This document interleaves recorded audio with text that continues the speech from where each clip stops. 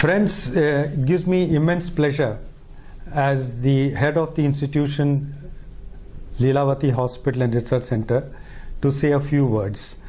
I am Dr. Ravishankar. I am the CEO and consultant cardiac surgeon at Lilavati Hospital. You all are aware that we are in the midst of a global pandemic which has affected every citizen of this world. And amongst all the states, our state, Maharashtra, has also suffered a lot and is one of the worst affected states.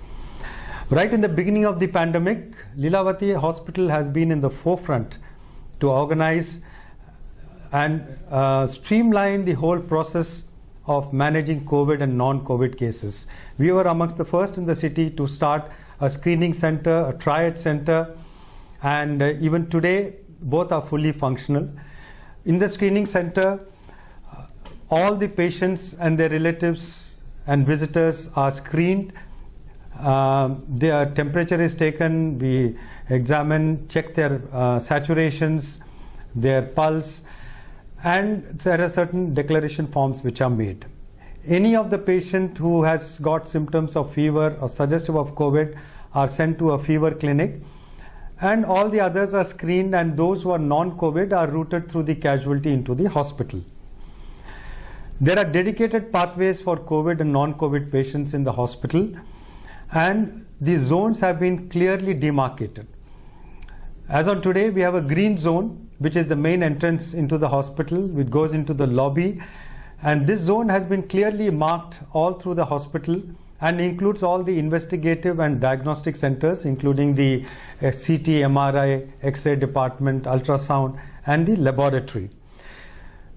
There is an orange zone and a red zone. Now, these are the two zones where we segregate the patients. Those who are suspected COVID go into the orange zone and are kept in a triage area which has 8 beds, which is fully equipped along with a ventilator. In fact, we have intubated and put some patients on ventilator at times.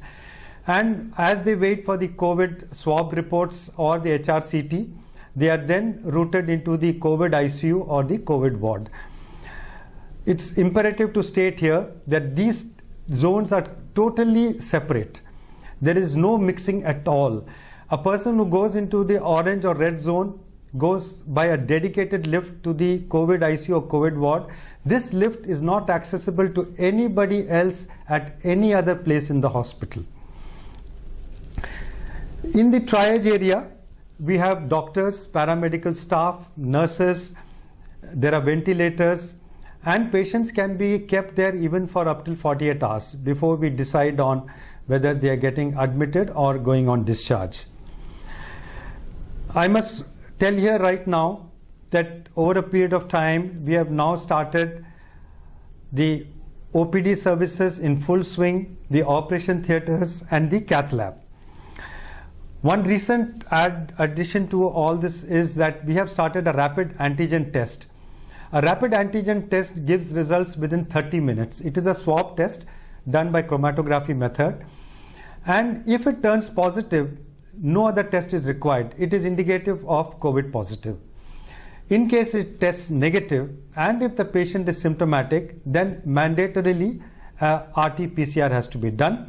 If they are not symptomatic, on face value, we can take it as COVID negative. Now, this is very important for us because day in and out, we get emergencies. Now, as on today, no patient is refused admission and treatment. No emergency is refused.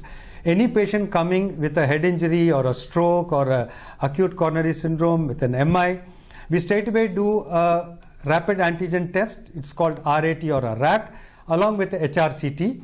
And if both are negative, they are straight away moved into the non-COVID ICU or the non-COVID ward. In case a person has to undergo a primary angioplasty, they are straight away taken into the cath lab with full precautions.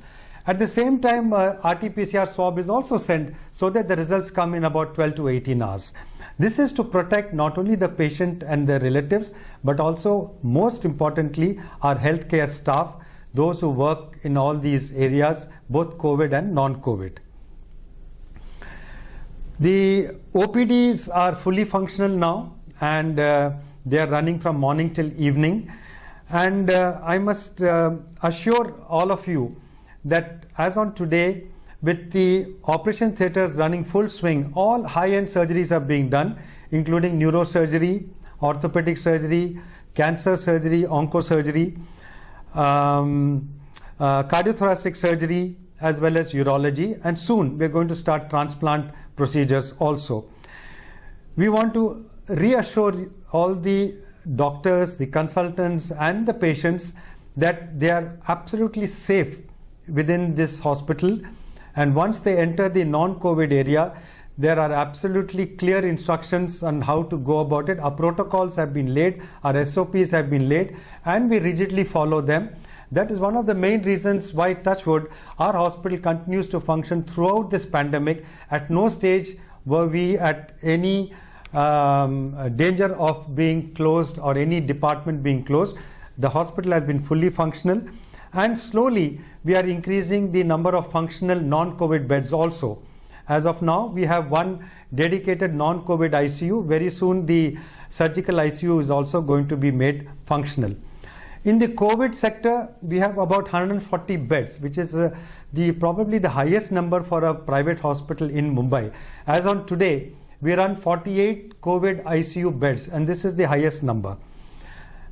I am thankful to all the COVID warriors, our consultants, doctors, junior doctors, nurses, especially the paramedical staff and the nurses who have been striving so hard, working continuously throughout this last 4 months, giving quality care to our patients, who are ever grateful to them. And we as management would like to profusely thank all of them for helping us, holding our hands, and looking after all our patients during this pandemic.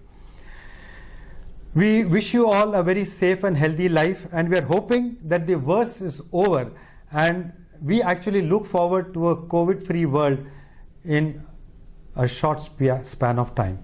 In the end, before I wind up, I must make it a point to thank our principal advisor, Mr. Lakshmi Narayan, for his constant support, and all the honorable trustees who have constantly encouraged us, supported us in all our endeavors.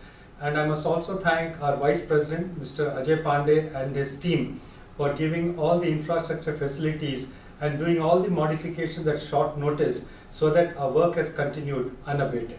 Thank you very much.